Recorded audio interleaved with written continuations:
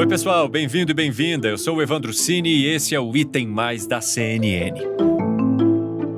Os moradores das regiões Sul, Sudeste e Centro-Oeste do Brasil estão tirando os cobertores e casacos do armário mais cedo em 2022. Ainda falta mais de um mês para o início do inverno, mas os serviços de meteorologia apontam nesta semana uma queda atípica das temperaturas em boa parte do país, provocada por uma massa de ar polar vinda da Antártica. O centro-sul do Brasil vai sentir muito essa entrada dessa massa de ar polar, porque ela vai entrar com uma característica um pouco diferente das outras massas de ar polares. Ela vai entrar com uma intensidade muito forte, praticamente quase que homogênea até o centro-oeste do Brasil. Essa frente fria, ela vem acompanhada com um grande ciclone extratropical. O nome pode assustar um pouquinho, mas esse ciclone fica lá no oceano, relativamente distante aqui do continente. A circulação desse ciclone traz um escoamento de sul, um vento de sul, que é um vento frio, aqui para grande parte do sul do Brasil e do Sudeste. É o que vai trazer o frio, vai trazer um pouco mais de umidade também. Isso deve durar ao longo da semana toda. As temperaturas devem voltar a se elevar um pouquinho mais, bem gradativamente. Tem essa queda brusca, depois elas voltam a se elevar gradativamente somente na outra semana. A umidade associada às baixas temperaturas pode gerar neve, geada e um fenômeno no Brasil conhecido como chuva congelante. Os modelos meteorológicos indicam que este pode ser o período mais frio de todo o ano de 2022, mesmo antes do inverno. E essa fase mais aguda de baixas temperaturas deve se estender até a próxima terça-feira. O fenômeno ganhou até apelido na internet: erupção polar. Mas em alguns locais, as consequências podem ser sérias, e elas já foram sentidas, por exemplo, nos estados do sul do país. A gente sai lá de Manaus e chega a Santa Catarina, Florianópolis. Pelo menos 42 cidades do estado decretaram situação de emergência depois da passagem de mais um ciclone extratropical, que atingiu o sul do país, causou chuvas muito intensas na região, atingindo especialmente Santa Catarina. Mais de 9 mil pessoas, minha gente, estão sem ter onde ficar no estado. Para entender melhor o que está acontecendo com o clima e os fatores que contribuem para essa onda de frio, neste bloco convidamos Josélia Pegorim, meteorologista do Climatempo. Josélia, seja muito bem-vinda. É um prazer falar contigo aqui no Item Mais. Bom, o prazer é todo meu estar de novo aqui com vocês. Josélia, eu queria entender primeiro o que está provocando ou o que irá provocar essas quedas de temperatura durante esta semana. Bom, nós temos aí, já entrando pelo Brasil, uma forte massa de ar frio de origem polar. Ela não é só forte, mas ela promete também avançar bastante pelo interior do Brasil. Isso tudo se deve a uma condição particular aí da circulação de vento sobre a América do Sul, que vai facilitar a penetração desse ar frio de origem polar por toda a região centro-oeste, vai chegar lá no norte de Minas, vai parar até lá no Acre, em Rondônia. Então, é uma massa de ar frio especial. E o que essa massa de ar frio vai provocar de extremo nas diferentes partes do país que ela irá atingir? Olha, essa é uma massa de ar frio que ela já está dando muita dor de cabeça para os meteorologistas desde a semana passada, viu? E essa semana vai ser uma semana de muito trabalho para nós, porque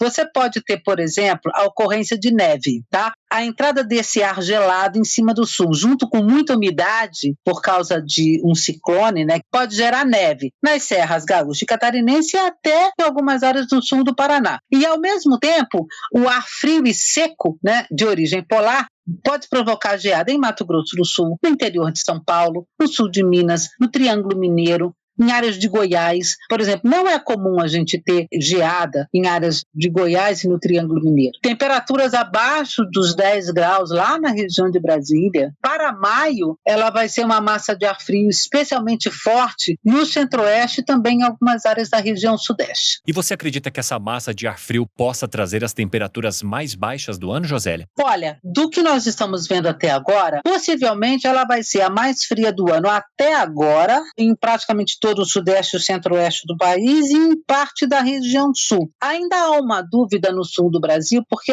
até agora, a menor temperatura que nós temos é de menos 1,6 graus no dia 15 de abril, lá no alto da Serra de Santa Catarina, em Urupema, em Bom Jardim da Serra. O problema é que para a temperatura cair para menos, para ser negativa, você precisa ter normalmente um céu limpo de noite, sabe? E o sul do Brasil vai ficar com bastante umidade. Então, no sul do Brasil, eu não sei se bate um recorde, mas podemos dizer que esta vai ser a onda de frio mais forte no Brasil até agora, este ano. Agora, Josélia, essa onda de ar frio, essa massa de ar polar, ela provocou um tititi na internet, né?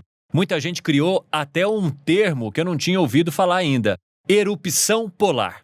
Existe? Isso é um termo meteorológico? Ai, meu Deus do céu, erupção polar. Sabe o que parece? Eu ouvi esse negócio, aí eu falei assim, meu Deus do céu, será que eu vou ter que falar para as pessoas? Eu falei assim, olha, gente, não tem nenhum vulcão lá na Antártica que vai cuspir frio, não, tá? Então, assim, esse é um termo, e assim, é uma força de expressão, tá? Não é um termo técnico meteorológico. Agora, a gente pode entender isso como sendo assim, para querer dar a impressão, para caracterizar uma massa de ar frio que vai irromper com bastante força sobre o Brasil. Isso sim vai acontecer, mas a erupção polar parece que vai ter um vulcão, né? E assim, não, é uma massa que vai avançar com força em cima pelo interior do Brasil, suficiente para chegar até lá a região de Brasília, ao norte de Minas, mas o termo erupção polar realmente não existe, tá? Assim, não é um termo técnico meteorológico. Agora, Josélia, vamos falar então de termos meteorológicos. A gente falou já de massa de ar polar, e eu gostaria de saber se a gente tem também a influência de um ciclone extratropical e o que ele provoca. Olha, essa é uma questão que realmente está chamando muita atenção dos meteorologistas, porque assim, veja, ciclone extratropical é uma coisa absolutamente comum no Brasil, na América do Sul, na costa da Argentina, do Uruguai, absolutamente comum, ciclone extratropical. O problema é que este ciclone extratropical vai mudar de característica. Ele tem, assim, o coração deste sistema, que é uma área de baixa pressão atmosférica, né? Em meteorologia, tem uma coisa curiosa que eu gostaria de falar. A baixa pressão atmosférica em meteorologia está sempre associada com muita nebulosidade, chuva, às vezes o vento forte mesmo, né? E a alta pressão está associada a pouca nebulosidade, tempo firme. E aí, quanto mais baixa for a pressão atmosférica, mais força de vento você tem, mais intensa pode ser esse vento. Então, esse ciclone, ele nasce como extratropical, até aí tudo bem, só que o que nós estamos vendo é que ele vai se transformar em um subtropical, um centro de pressão muito baixa, que é incomum, e também uma outra que está chamando a atenção é o deslocamento dele. Normalmente, você tem um ciclone que vai do continente para alto mar. E esse, ele começa a ir para alto mar e de repente ele volta. Ele vai ter esse comportamento retrógrado, ele vai voltar para o continente. E isso está realmente chamando a atenção, porque a pressão do ar é muito baixa, ali perto do Uruguai e do Rio Grande do Sul, e nós poderemos ter, de fato, em várias áreas do Rio Grande do Sul, até mesmo em algumas áreas aí de Santa Catarina, rajadas de vento de 100, 110 até 120 km por hora. Então, assim, não é um furacão, tecnicamente não é um furacão, não é isso. Nós não temos condições no mar técnicas, tá? Para você, não, vai nascer um furacão, não é nada disso, né? Agora, é um ciclone que pode se transformar em subtropical e causar rajadas bastante intensas. Então, todos estão em alerta, todo mundo já deu alerta, todos os serviços de meteorologia estão vendo isso e nós já temos alerta. Sim, é um problema com ventos intensos que podem causar problemas. E com esses fenômenos tão intensos que você já mencionou, o que a gente pode esperar de consequência para essas regiões afetadas e principalmente para a agricultura? Porque nós estamos falando de estados que têm o agronegócio como principal atividade, né, Josélia? No caso do ciclone, dessa ventania, a preocupação é com o Rio Grande do Sul, Santa Catarina. Depois esse ciclone menos intenso está já perdendo força, ele pode causar fortes rajadas de vento, por exemplo, na costa do Paraná, São Paulo, Rio, portos, comércios litorâneos, que você tem ressacas, isso tudo. Então, toda a atividade litorânea, atividade pesqueira, inclusive, tudo isso fica em alerta. Agora, você tem, por exemplo, quedas de árvores, você pode ter alguns outdoors e galhos voando. Então, assim, precisa ter bastante atenção com isso mesmo. Agora, para especificamente a questão agrícola, o nosso problema é a geada, que está sendo prevista aí mais para o final da semana, mas já para quinta, sexta-feira e sábado, essa geada que está sendo prevista para o interior do Paraná, Mato Grosso do Sul, interior de São Paulo, sul de Minas, no Triângulo Mineiro. na região do Cerrado. Então, nas áreas cafeeiras, pode gear? Pode. Só que o café é meio safado, né? O café, assim, para dar geada, para você ter problema mesmo para o café, precisa ter uma geadona, uma coisa muito forte. Eu não acredito que vai acontecer isso. Só que basta você falar em geada na área cafeeira, né, que o mercado de commodities já fica assim oriçado. Então, mesmo que a geada não seja intensa para realmente causar dano nos cafezais, a Bolsa do Café já está movimentada desde a semana passada com o anúncio do frio. Preocupação, milho safrinha, aí no interior de São Paulo, em Goiás, também em outras áreas, mas principalmente, sabe o que eu diria? A parte de hortaliças. As hortaliças são as mais sensíveis a esse frio, e mesmo que não dê a geada, o frio é bastante intenso. Nós estamos falando, para vocês terem uma ideia, de temperaturas aí de 3, 5 graus na Grande Curitiba, de dar temperaturas entre 0 e 5 graus em áreas do interior de São Paulo, temperaturas um pouco negativas no sul de Minas, a região da cidade de São Paulo chegando aí a valores 6, 7, 8 graus, o cinturão verde de São Paulo. Agora, veja só, nós já estamos tendo há meses, né, essa alta absurda nos preços de feiras livres, e agora você pode ter certeza, na semana que vem, esse frio que a gente vai sentir esta semana vai receber uma boa parcela da culpa de uma nova alta nos preços de feiras livres. E agora, por quê? Porque fez muito frio. Antes era seca, depois foi a chuva, foi enchente, e agora? Porque está fazendo muito frio. Então é mais um fator climático que certamente vai pesar aí negativamente, né, no bolso do consumidor. Aliás, esse consumidor que nos acompanha, então, já se prepare, porque na semana que vem pode ser que os preços subam novamente por conta dessas baixas temperaturas que atingem tanto as hortaliças aí em várias áreas produtoras do país. Agora, Josélia, esse frio, o que se questiona é o fato de nós ainda não estarmos no inverno. Então muita gente fala, puxa vida, mas nós nem chegamos no inverno ainda e eu já tô tendo temperatura negativa aqui na minha região. Isso é comum? O outono também é responsável por trazer baixas temperaturas? E até quando isso deve durar, falando agora desse período que a gente vai viver? Boa questão, e a gente precisa lembrar o seguinte, as questões climáticas, o frio, o calor, não obedecem o calendário, viu? Não é porque está escrito lá no calendário, vai chegar o inverno dia 21 de junho, então aí só começa a fazer frio. Não, não é assim que funciona. E assim, já é bastante comum nós termos ondas de frio fortes em maio. Nós já estamos na segunda quinzena de maio. No dia 20 de maio, nós vamos completar 2 meses de outono. Então, o comecinho do outono é até parecido com o verão, mas do meio para frente você já começa a ter mais essas características de inverno. Então, assim, fazer frio intenso nesta época do ano não é incomum assim. Até agora, a análise que se faz é que esta massa de ar frio seja mais forte deste ano até agora, porque nós ainda teremos outras ondas de frio no decorrer do outono, ainda tem o inverno. Então, pode aparecer outra mais forte do que essa? Pode ser que ela não dê o mesmo efeito, por exemplo, no Sudeste, no Centro-Oeste, seja mais intensa em cima do Sul, mas mais forte do que essa pode aparecer? Sim, a gente não pode fechar o balanço agora, de jeito nenhum. Só que essa, realmente, ela vai ter um impacto muito grande. Nós certamente vamos bater recordes de mais baixas temperaturas essa semana,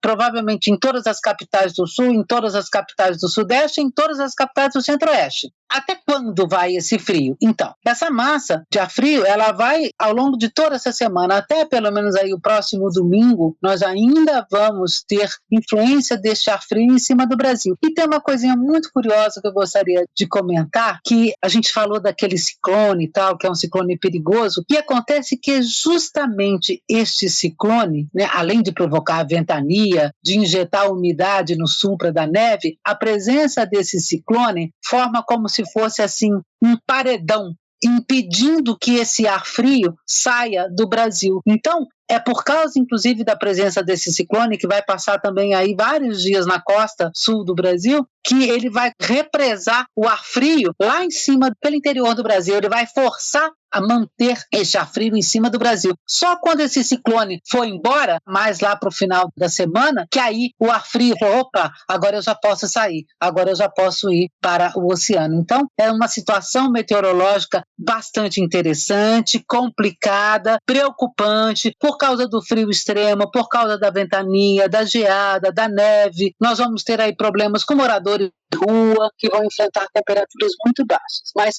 acho que para isso existe a previsão, para isso existe o serviço que a gente está fazendo aqui agora, né? Quer dizer, jornalismo sério, coisa séria, para a gente dar o recado para a população, para a gente poder ajudar, né, todo mundo a passar por essa onda de frio.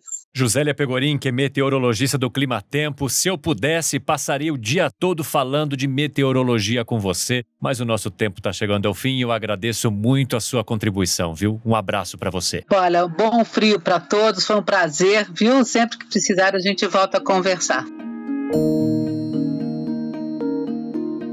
Estudos e medições do clima ao redor do mundo apontam para uma maior frequência de eventos extremos ao longo dos próximos anos. As mudanças climáticas têm tornado mais comuns tempestades e geadas, embora a previsão seja de uma elevação da temperatura média do planeta nas próximas décadas. A gente não consegue relacionar mudanças climáticas com um evento específico que acontece. Então, por exemplo, na semana passada nós tivemos esse ciclone extratropical, né, avançando por aqui, trouxe muita chuva, muita ventania, e aí muitas pessoas comentavam, né, isso é mudança climática? Não é esse ciclone em específico que está relacionado com a mudança climática, mas sim, cada vez mais esses sistemas que provocam tempo severo. Então, cada vez mais nós temos essa condição de tempo severo pelo país e são mais frequentes também, né? Mais intensos e mais frequentes esses eventos. Então, está relacionado. E não só em relação à chuva, mas em relação a essa seca severa também. Então, a gente tem esses dois extremos, né? De estiagem em muitas áreas cada vez ficando mais intensas e persistentes e esses eventos de tempo severo também mais frequentes e muito mais intensos, provocando um número maior de mortes, de acidentes, muito preocupante aqui para o país.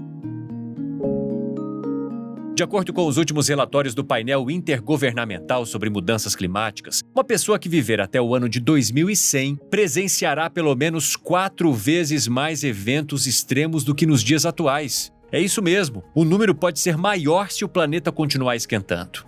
O mesmo estudo aponta que a ação humana gerou a elevação da temperatura em até 1,2 graus Celsius desde o início da Revolução Industrial, e a projeção é de que esse aumento possa chegar a 1,5 graus em apenas 30 anos.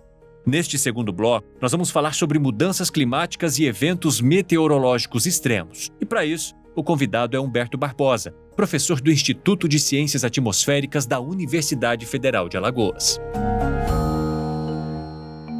Professor Humberto Barbosa, seja muito bem-vindo ao Item Mais. É um prazer falar com o senhor. É um prazer, Ivandro. Professor, eu gostaria de saber se é possível a gente fazer uma associação entre as baixas temperaturas sentidas no Brasil durante esta semana com as questões climáticas que envolvem todo o planeta e que estão em alertas feitos por tantos especialistas no assunto. Ivandro, é importante a gente entender do ponto de vista climatológico, o que significa em termos de frentes frias no Brasil e essa onda de frio. Normalmente, meados da segunda quinzena de maio, é um período que você já começa a ter essas entradas dessas frentes frias e elas tendem a normalmente trazer essa massa de ar polar com características de temperaturas da região da Antártica. Então, isso influencia as condições de tempo. Agora, é importante a gente associar isso também a questões climáticas. E aí a gente olha a questão especificamente na região dos oceanos. E na questão do Oceano Pacífico Equatorial, você tem uma condição, um fenômeno oceanográfico que a gente conhece como Laninha. E desde o ano passado, ele vem atuando em todo o Brasil, em toda a América do Sul, com diminuição das chuvas, e também se esperava que nessa época do ano, em função dessa condição climática, as temperaturas estivessem mais baixas. Agora, o que é importante a gente separar essa questão climática das condições de tempo com mudança climática. A gente teve um evento extremo de onda de frio o ano passado nos Estados Unidos, e uma pesquisa da Science atribuiu aquela onda de frio conectada com o aquecimento do Ártico. E isso, de certa forma, caracterizou não só o impacto dessas variações climáticas em função do aumento das temperaturas globais, em função também das emissões de gases de efeito estufa, que são os gases que o homem coloca na atmosfera, né, em função de atividades humanas. Então, eles encontraram uma relação muito clara entre a região do Ártico com as baixas temperaturas registradas em fevereiro de 2021. E Texas foi a região mais afetada por essa onda de frio. Então, ficou muito caracterizado que regiões, ainda que distantes, elas podem influenciar as temperaturas e provocar, a consequência, a influência desse aquecimento global, influenciar ondas de frio. Isso foi registrado no Texas. É importante a gente trazer, do ponto de vista de mudanças climáticas, que os oceanos, nas últimas décadas, olhando desde 1960 até o presente, houve um aquecimento desses oceanos. E eles são importantes, porque eles, de certa forma, influenciam a nossa atmosfera. A maior variabilidade da temperatura é na parte continental. Porém, os oceanos, eles armazenam essa energia e influenciam através de ondas de calor, através de ondas de frio e outras variações climáticas, como secas. Então, é importante a gente sempre traçar uma visão muito mais complexa, de associar esses eventos com essas condições. Então, o que a gente está vendo é que nos últimos anos, ou nas últimas décadas, o Oceano Atlântico, principalmente o que banha toda a parte da costa brasileira, ela tem registrado temperaturas acima da média. Então, a gente tem acompanhado nas últimas semanas que o oceano, principalmente ali na costa do extremo sul da região da América do Sul, está mais quente. E isso, de certa forma, influencia a atmosfera. É mais ou menos para que as pessoas possam entender, quando você joga uma pedra no lago, você consegue ver aquelas ondas se manifestando e elas aumentando à medida que ela se distancia do ponto onde aconteceu o impacto da pedra. Na atmosfera, é um pouquinho diferente do oceano, mas também influencia através dessas ondas atmosféricas. O que é que acontece? Uma alta temperatura nos oceanos seria um chute na atmosfera e ela começa a criar ondas que vão interferir nessas condições de tempo. Então, a gente não pode descartar, não há um trabalho ainda muito específico estabelecendo as ondas de frio no extremo da América do Sul com um aquecimento no Oceano Antártico, mas é importante a gente observar que o Oceano Antártico, o que de certa forma ao redor do continente antártico, ele tem uma influência nas condições de tempo no Brasil, principalmente no extremo sul do Brasil, com as frentes frias, e a intensidade desses eventos extremos, eles estão ficando cada vez mais intensos e mais repetitivos. Então, há uma boa chance, há uma boa relação de que essas ondas de frio, principalmente que estão acontecendo com mais frequência, e esse ano a gente tem um outro evento que corre paralelo, que é a formação desse ciclone extratropical, que também não é comum, a frequência de ciclone extratropical que tem ocorrido nos últimos meses no Brasil, principalmente no extremo sul do Brasil. E isso tem, de certa forma, colocado que o aquecimento global da atmosfera pode influenciar essas ondas de frio. Então, o que acontece no quintal da minha casa não necessariamente vai estar refletindo o que ocorreu ali no quintal da minha casa. Pode ser que outros lugares distantes, é isso que a gente tem visto em trabalhos científicos, divulgado na Science, esses eventos que foram registrados e que têm sido colocados pela ciência estão relacionando cada vez mais essas perturbações atmosféricas, principalmente conectadas com esse aquecimento global provocado pelas emissões de efeito estufa, ou seja, dos gases de combustão, os efeitos dos gases fósseis. Eles, de certa forma, que são uma ligação direta com a produção de atividade humana, estão tendo relação diretamente com esses efeitos. E eles estão muito mais intensos do que a gente esperava na ciência. A gente havia, os modelos colocavam essa intensidade, essa repetição, aconteceria um pouco mais, há décadas mais na frente.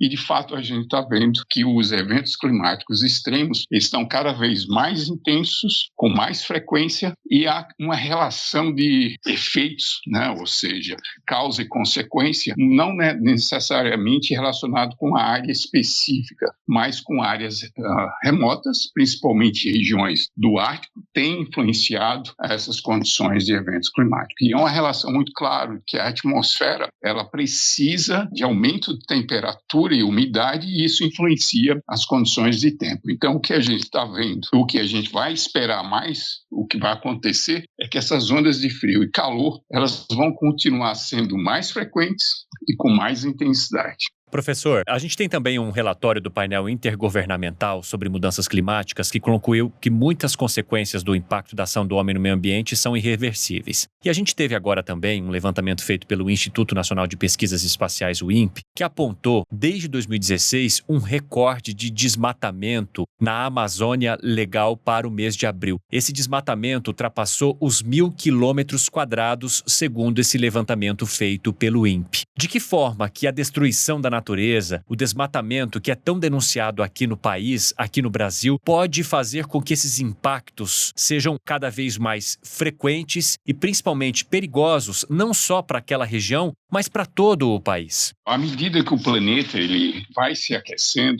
isso você muda todo o balanço de energia, e as florestas elas têm um papel importante, assim como eu citei o caso do Ártico e uma ligação direta com a onda de frio do ano passado, fevereiro de 2021, que trouxe prejuízos econômicos, principalmente para o estado do Texas. Isso mostra cada vez mais o papel da importância de como a superfície terrestre, à medida que você vai alterando essas propriedades, né, principalmente ligada com armazenamento de energia. Então, quando você desmata, você não só está retirando a capacidade dessa floresta de retirar esse dióxido de carbono da atmosfera, mas você também, ao desmatar, você está lançando esse dióxido de carbono, ou seja, os gases que são produzidos pelo homem para a atmosfera. Isso faz com que você vá aumentando essa temperatura global em função dessas mudanças, né? No caso do gelo e na neve, no caso do Ártico, e no caso da Amazônia,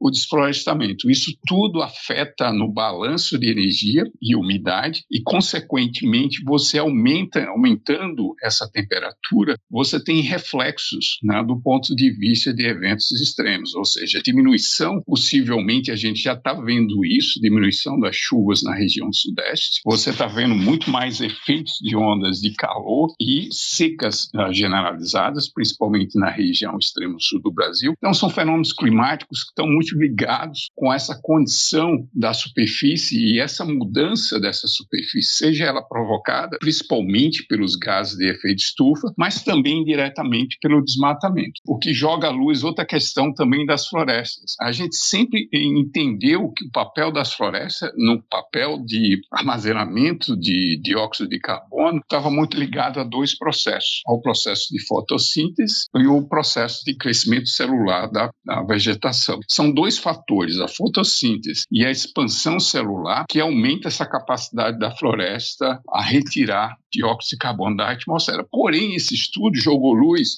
de que, de fato, não é a fotossíntese. Ou seja, o que é a fotossíntese? A fotossíntese é transformar a radiação solar e retirar o dióxido de carbono da atmosfera. Isso serve como alimento para a planta, porém, há outros fatores. O crescimento da planta estaria também ligado à questão de secas. E eles perceberam nos Estados Unidos que o crescimento da planta, ou seja, o aumento da madeira, o aumento dessa árvore, estaria diretamente relacionado também com o crescimento dela. E isso seria afetado pelas secas. Então, isso joga muito à luz na questão de que a gente sempre achou que as árvores seriam a cura para todas as mudanças climáticas, mas esses novos estudos jogam luz sobre a vida e a morte das árvores, ou seja, as pessoas sempre viram que a maneira de retardar as mudanças climáticas geralmente menciona as árvores. Porém, tem outros fatores que são a questão do crescimento da floresta em função dessas condições de seca, pode fazer com que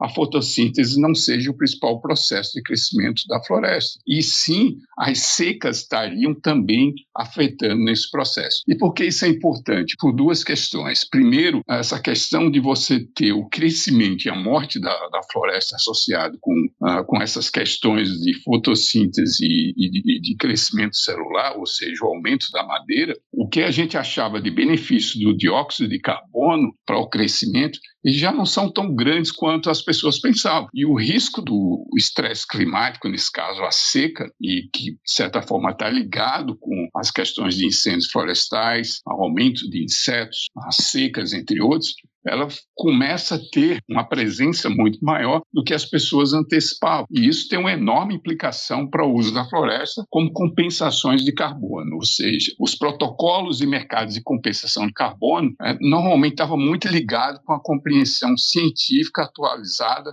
sobre os riscos que as florestas enfrentam. Só que com as mudanças climáticas, isso faz com que os formuladores de políticas climáticas e os desenvolvedores de compensações precisam ter mais cuidados sobre como eles montam as compensações florestais para gerar benefícios. As mensagens mais esperançosas que as pessoas podem ter nessa década é exatamente controlar a velocidade das mudanças climáticas, seguir o caminho das emissões de baixa emissão, diminuir o risco e aumentar os benefícios. Então, a floresta amazônica ela não é só a questão também relacionada com o desmatamento, que é um dos principais componentes em termos de emissão de gases de efeito estufa na atmosfera, mas também temos que olhar para a questão das secas, ou seja, a floresta amazônica não tem estudo ainda específico, mas os Estados Unidos, na América do Norte, está mostrando que as secas também afetam esse processo da floresta em retirar ou colocar dióxido de carbono na atmosfera. Isso coloca toda uma questão política e econômica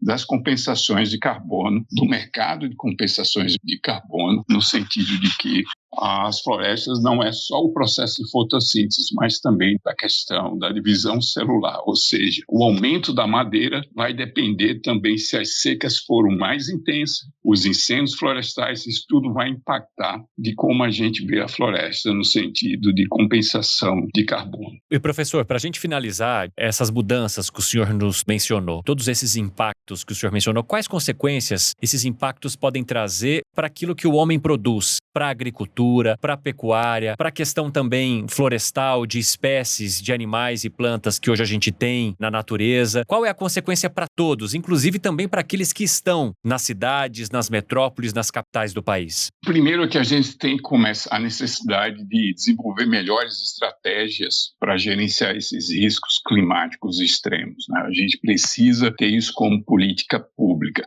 É importante também ter aquela percepção que a mudança climática ela não precisa ocorrer na região específica, no seu quintal. Não, a gente sempre fica, não, mas se acontecer aqui no quintal, não. As coisas podem ter efeito sobre você vindo de outras regiões. E que outras regiões? Da Amazônia, ou do Ártico, ou do Antártico, ou seja, são lugares remotos que, de certa forma, suas consequências, seja pela mudança desse gelo derreter ou por desmatamento da Amazônia, isso vai impactar na região nordeste do Brasil, na região sul do Brasil, na região centro-oeste, que é a região centro-sul responsável principalmente pela questão do agronegócio. Então, é fundamental a gente entender que a mudança não é só local. A mudança está ocorrendo em regiões e isso afeta todo o balanço de energia e umidade que provoca eventos extremos climáticos, principalmente ondas de frio, ondas de calor, secas, o aumento de insetos. Isso tudo tem consequência em função dessas emissões de gases de efeito estufa, né, principalmente produzidas por atividades humanas. Isso tem aquecido o planeta e isso torna cada vez mais complexo do ponto de vista climático as consequências. A gente sempre ficou muito associado a condições em que elas ocorreriam em determinadas situações. Isso a gente está vendo que a complexidade desses fenômenos e a intensidade e a repetição é cada vez maior, mais frequente e o que a gente esperava, o que a ciência esperava nas últimas décadas, o que está acontecendo a uma velocidade cada vez maior, não era esperada essa velocidade com que essas mudanças estão ocorrendo e saber claramente que a gente precisa diminuir o nível de emissões de gases de efeito estufa, porque toda a cadeia econômica, seja do agronegócio, compensações de carbono ou outras atividades econômicas, vão estar diretamente impactadas por essas condições. São condições climáticas que, de certa forma, extremas, né, o que a gente chama de estresse climático, vai trazer consequências econômicas, podendo até ser irreversíveis se a gente não diminuir essas emissões de gases de efeito estufa. Em contrapartida, a gente tem um mundo cada vez mais perigoso do ponto de vista climático, e dividido, porque ao mesmo tempo a gente tem essa crise na Ucrânia colocando pressão nos alimentos e na energia, principalmente nesse momento de transição da energia renovável, né? Ou seja, toda mudança saindo da energia de combustíveis fósseis a uma energia renovável. Isso coloca nesse momento uma pressão, mas sabendo que os riscos climáticos, os extremos climáticos, estão cada vez mais frequentes e mais intensos e afeta toda uma cadeia de atividade econômica que vai impactar na sociedade diretamente. As secas, elas vão ser cada vez mais frequentes e mais intensas. Professor Humberto Barbosa, do Instituto de Ciências Atmosféricas da Universidade Federal de Alagoas, muito obrigado por sua participação no Item Mais e até a próxima. Obrigado, até a próxima. O Item Mais, que falou sobre queda nas temperaturas e mudanças climáticas, vai ficando por aqui. Que você consiga se aquecer nesse frio intenso que vai atingir boa parte do país nesta semana e que deve durar até a próxima terça-feira. Se puder, ajude as pessoas em situação de vulnerabilidade que possam passar frio nas ruas ou em locais que necessitam. A gente pode fazer a nossa parte doando um agasalho ou um cobertor em bom estado de conservação. Um grande abraço e até a próxima!